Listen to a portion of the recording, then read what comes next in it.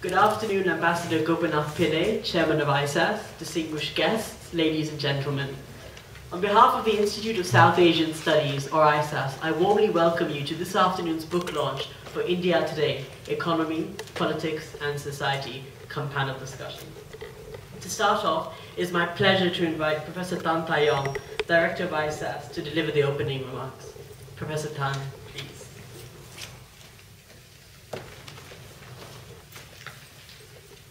Ambassador Gopinath Pillai, distinguished panelists, colleagues, and friends.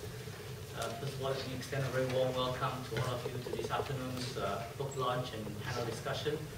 I am especially delighted to welcome Professor Niraja Gopal Jayal, Professor and Chairperson, Center for the Study of Law and Governance at the Jawaharlal Nehru University. I'm very glad that she's able to travel to Singapore to join us for this afternoon's launch.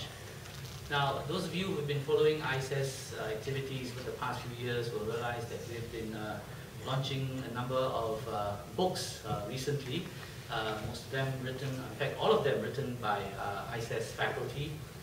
These books have contributed to enriching the wider literature, academic literature and policy literature on South Asia, and today's book launch is another notable addition to these efforts by ISAS. Now, the book being launched today, India Today, Economy, Politics and Society, is co-authored by Professor John Harris, visiting research professor at ISAS. Now, for those of us who work on South Asia, I think we will all know of the reputation of Professor John Harris. He has done outstanding work on politics and the political economy of South Asia and India for several years, and his expertise range over agriculture, rural development, poverty, labor markets, civil society, and politics and governance in general.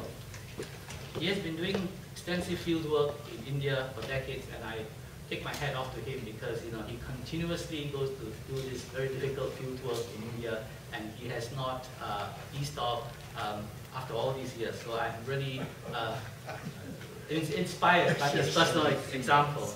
He's taught and worked at the London School of Economics and the University of East Anglia for several years, and is now a distinguished senior faculty at Simon Fraser University in Canada. He has been a visiting faculty at ISAS for more than 2 years now, and he has recently started a major research project within the Institute on young people in India, social change, development and politics, and this, as you can imagine, will entail a lot of field work in India, and he has already had one meeting with researchers in India, and there will be a series more leading to the conclusion of this very important project. Now, the book that we're going to launch today. Now, this book contextualizes India's high growth and rapid economic transformation over the last couple of decades with the social and political implications of such growth and transformation. Now, India has indeed come a long way from being identified as a large and typical developing economy to one that is poised to become a global economic powerhouse. But this fascinating transformation has been accompanied by disturbing socio-political features, such as widening income gap and regional disparities, poor governance, manifesting in deficient supply of public goods and basic services, insurgent outbreaks, and a fractured polity. So academics and policymakers are now debating on modern India, and what that debate centers on is whether India will be able to maintain economic progress notwithstanding many of these socio-political vulnerabilities. In their book, Professor Harris and his co-authors, Professor Stuart Cobridge and Professor Craig Jeffrey. Professor Stuart Cobridge is from the London School of Economics and Professor Jeffrey from Oxford University, study the nuances of India's modern political economy in the context of this core question by reviewing various strands of scholarship that has flourished on India's economic and social transformation over the last couple of decades. In this respect, the book is a valuable addition to the existing scholarship and research on India and South Asia. As an institute focusing on contemporary aspects of South Asia, particularly the region's economy, politics, and strategic affairs, ISAS is keen on tracking the enormous churnings that are now taking place in different countries of the region, particularly India, as they adjust to a globalized world with their own frailties. in this regard, this book by Professor Harris and other scholars, and also those from other faculty members from ISAS and contemporary South Asia, will continue to add to the variety of alternative perspectives on these particular developments. So we hope to maintain this tradition, and we look forward to inviting you to more book launches of other works that are done by our colleagues, and also to generate more discussion on developments in South Asia.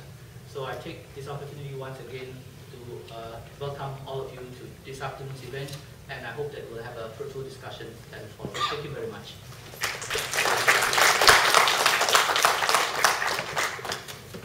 Thank you, Professor Tan. May I now invite Professor John Harris, co-writer of India Today, Economy, Politics and Society, to give us an introduction of the book. Professor Harris, please.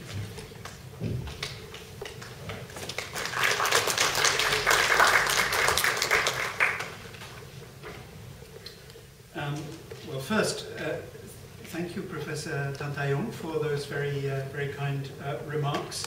And I mean, this is an occasion when I can actually say thank you to you and to ISAS for the hospitality that you have given me, the space that you have given me over the last 2 and more years. You know, most of the work that I did for this book was actually done at ISAS, so it really is an ISAS book. I don't usually speak from a text, but I'm a little bit worried about the time. So even though this is, you know, a fairly intimate occasion, I feel I'm really sort of speaking rather amongst friends. You'll forgive me if I do use my text. The book is actually a sequel to an earlier book that I wrote with my friend Stuart Corbridge at the London School of Economics. And that book was called Reinventing India. It was published in 2000. And Reinventing presents an analytical history of what might be thought of as the invention of modern India, and then of its gradual reinvention towards the end of the 20th century. What we call the invention of modern independent India came about through the struggles of Indian nationalists against colonial rule and their debates amongst themselves, especially in those more formal debates that took place in the Constituent Assembly that drew up the Constitution of India promulgated in 1950. The outcome was that India was defined in terms of what we consider 4 founding myths. The newly independent country was to be a parliamentary democracy, it was to be broadly socialist, secular in the particular sense of giving equal respect to all religions, and it was to be a federal state. Our book sought to show how and why these founding principles came to be undone, how and why India's democracy, though vibrant in some respects, was undermined by the practices of politicians and by limitations in the realization of the constitutional promise of universal citizenship. How and why the particular project of building a modern nation through what Nehru referred to as a third way of democratic socialism came to be replaced by the pursuit of neoliberal principles in economic policy. How the secular character of the Indian state was challenged by the rise of Hindu nationalism and the electoral success of the Bharatiya Janata Party, and how Indian federalism that had initially been of a distinctly centralized kind was being changed through the operations of a federal market economy.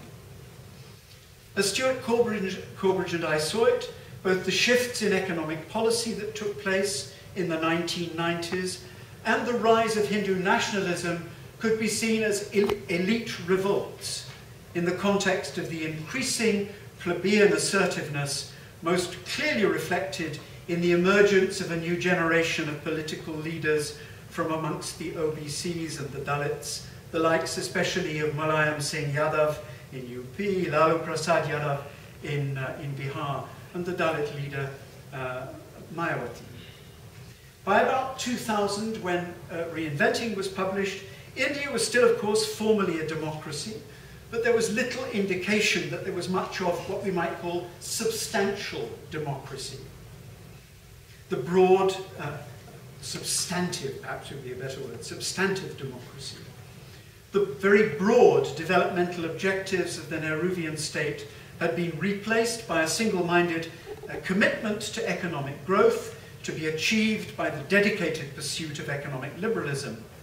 Secularism and inclusive citizenship stood, it seemed, to be overwhelmed by the construction of a Hindu Rashtra that seemed a distinct possibility given the political ascendancy of the BJP, and Indian federalism was under strain from the increasing inequality between states.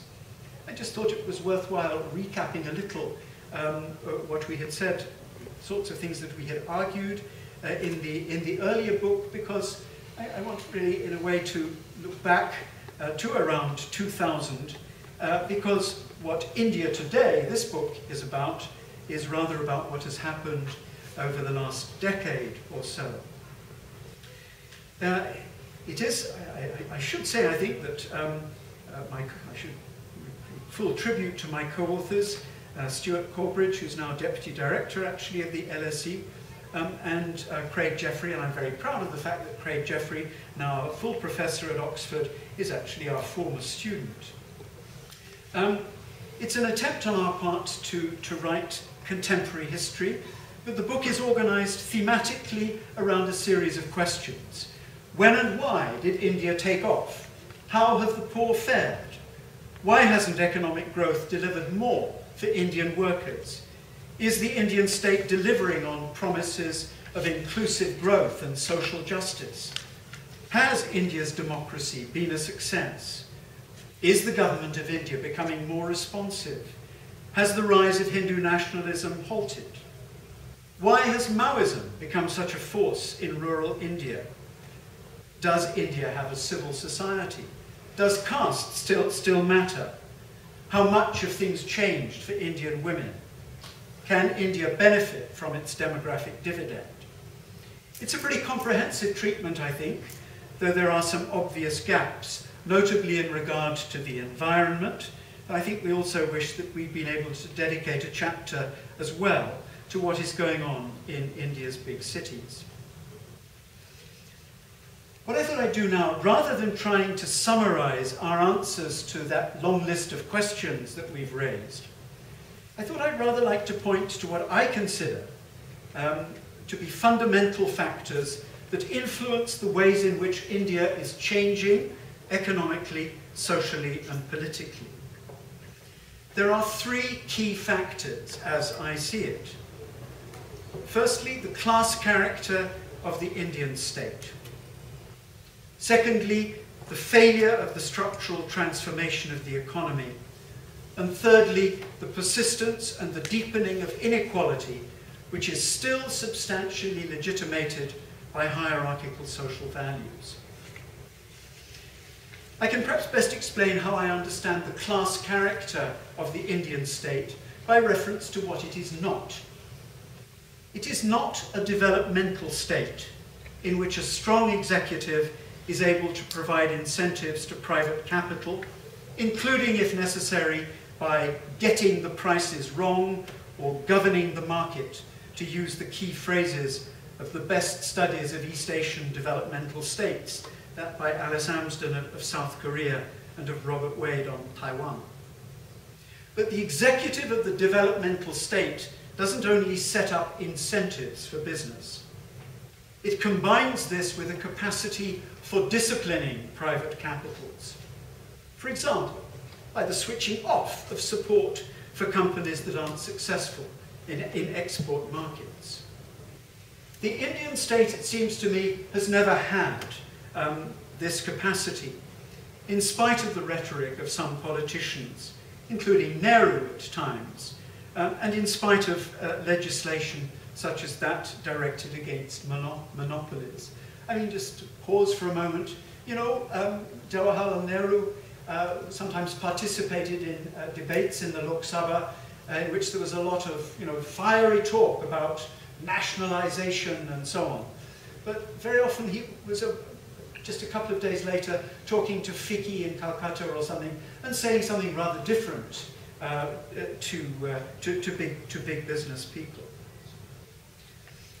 The most persuasive model of the class character of the Indian state through to the early 1980s is that of Pranab Bardhan, who argued that the capacities of the state were constrained by the contestations for power between three propertied classes: big business, the dominant landholders, and the professional bureaucratic elite. Development resources, Bardhan argues, were frittered away in subsidy payments and unproductive rents made to these three classes. Now, as Bardhan himself suggests, the state is effectively dominated by corporate capital. Pranab speaks of the corrupt grip of the corporate oligarchy in Indian political life. Our own, speaking of here, of ISAS, Dr. Narayan of ISAS spoke to me only a few days ago of what he described as the stranglehold of a small number of powerful corporations that actually prevent the liberalization of the economy when it suits them. When, for example, they're able to benefit from the selective allocation by governments of 2G spectrum or of mining concessions. And it's striking that a recent analysis of the basis of the wealth of India's $46 billionaires shows that income from rents exceeds that from profits in technology-intensive productive industry and services. The powerful corporations benefit, too, from some of the lowest rates of corporate taxation amongst major economies, which sit, of course, alongside their demands for control of the fiscal deficit by the cutting back of programs that might deliver on the promise of economic and social rights, and especially the delivery by the state of decent health and educational facilities, in regard to which state expenditure in India is notably low in relation to comparator economies. The poor public provisioning of education and healthcare in India is one of the reasons for doubting how effectively India will be able to capitalize on its demographic dividend. That is, the advantage of having a period in which the numbers of the labour force will be relatively high in relation to the numbers of those dependent upon them. The second factor that I think is quite fundamentally important is what I call the failure of the structural transformation of the economy, which to a great extent follows from the class character of the state. By structural transformation, I mean simply the great transformation of the structure of economy and society that's expected to take place through the process of economic development, which sees agriculture and primary production overtaken by industry and services in contributions to GDP, and the shift of labour out of agriculture into manufacturing and services. This, of course, hasn't taken place in India. In 1950 to 51, agriculture accounted for 61% of GDP and for 76% of employment. Now it accounts for only 16% of GDP or thereabouts, but still for more than 50% of employment. Some recent data suggest that the share of employment in agriculture has actually increased slightly in the course of the last decade. Structural transformation has effectively failed. It isn't happening. A large share of the Indian labour force is effectively excluded, I believe, from productive employment. It is a population that is in some sense surplus to the needs of capital accumulation. And the pattern of India's recent tremendous surge of economic growth, far from delivering on the promise of inclusive growth, is rather described as jobless. National Sample Survey data for the period 2005 to 2010 show that usual status employment has increased by just 0.1% per annum. Jobs are just not being created. Without the creation of decent jobs that provide for a degree of security for people, there's little prospect of inclusive growth. Even the absolute numbers of those in good jobs in the formal sector declined for a time early in this millennium, and there's been a steady trend of informalization even of jobs in big formal sector companies, with the expansion of contract labour, which cuts costs and enhances profits, but at the expense of secure livelihoods. Meanwhile, the agricultural economy, though it's now growing again after a decade of stagnation, is still characterized by low levels of productivity. Average yields of rice, for instance, are only about half those of China, and farms of less than 2 hectares in extent, which means at least 3/4 of them, do not adequately provide for the livelihood requirements of their households. My third factor is the persistence and deepening of material inequality, which is still substantially legitimated by hierarchical social values. One way of pointing out the deep inequality in Indian society is in the observation that there is a missing middle in India today, in spite of all the hype about India's burgeoning middle class. As none other than Professor T.N. Srinivasan has pointed out, if the middle class is defined as people with an income above $10 a day, but excluding the top 5% of the population, then even urban India has no middle class, because everyone at over $10 per day is in the top 5%. There is in India now a very marked dualism with a dollar economy, in which prices, as for that vitally important commodity beer, in what are called London pubs, in Delhi shopping malls, prices there for those pints of beer are often higher than in the UK or Canada. Meanwhile, there's a rupee economy in which the finest meal you can buy in a Mofussil town, for example, in Tamil Nadu, and it would be a fine meal, can cost no more than $2 or $3. We know that increasing inequality restricts the poverty-reducing effects of economic growth. Beyond this, the inequalities of Indian society undermine citizenship by making most poor working people dependent upon the mediations of local bosses and politicians in their relations with the state, and substantially account for the persistence of what has been described as patronage democracy. Yet inequality, for all that caste, as we explain in the book, is less significant than it was, is still legitimated. Inequality is still legitimated by those hierarchical values, which still force, for instance, many Dalits into the worst possible jobs and positions in society. And competition for privileges and benefits from the state between people from different social groups, most of them defined on the basis of caste, takes precedence over struggles for greater social justice. No wonder there is so little evidence of political mobilization against the yawning inequalities of Indian society. I'm very well aware that I've presented a bleak view of Indian society today, and some of you here may indeed think that it is a very one-sided view of Indian society today. What can be placed on the other side of the scales? As we argue in our chapter on civil society, there's a great deal of optimism these days about the potentials of Indian civil society for bringing about change through movements such as that directed against corruption led by Anna Hazare, or more recently through the mobilizations around the rights of women in the wake of the appalling rape incident in Delhi in December. We think that there's actually a lot of does one say hubris or hubris? I'm never quite sure. We think that there is hubris in much that is written and said about the potentials of civil society, and that middle-class civil society, and civil, we think of as civil society in India, is primarily, not exclusively, but primarily a sphere of middle-class activism. Middle-class civil society is often neither very civil nor very social. But there are also widespread struggles amongst poor working people over their rights as citizens.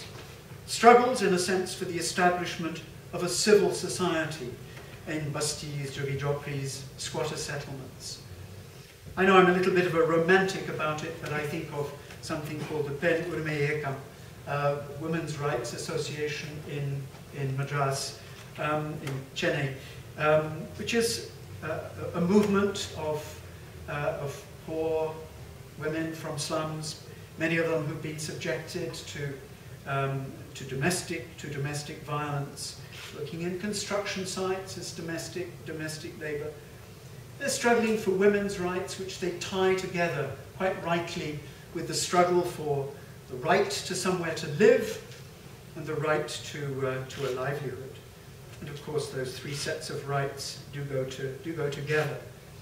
These are people who are struggling actually to establish something like civil society in the context of the slum.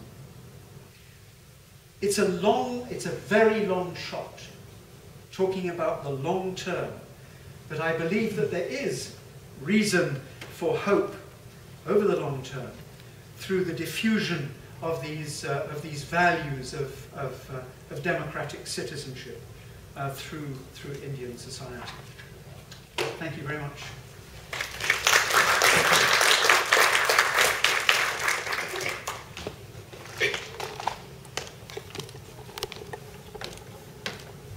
What's the next bit,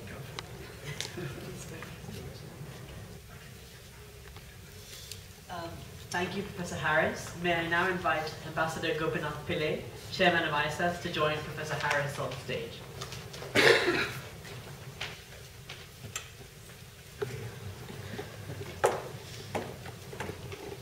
Move center stage. No, you move center stage. Congratulations. We shall now call upon Ambassador Pillai to launch the book India Today, Economy, Politics and Society.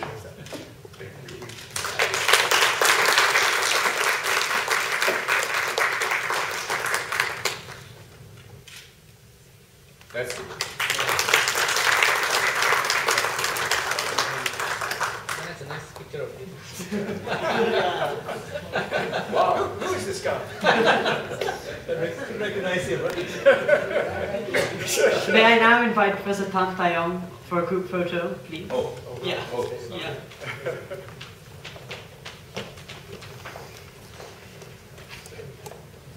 Yeah, yeah.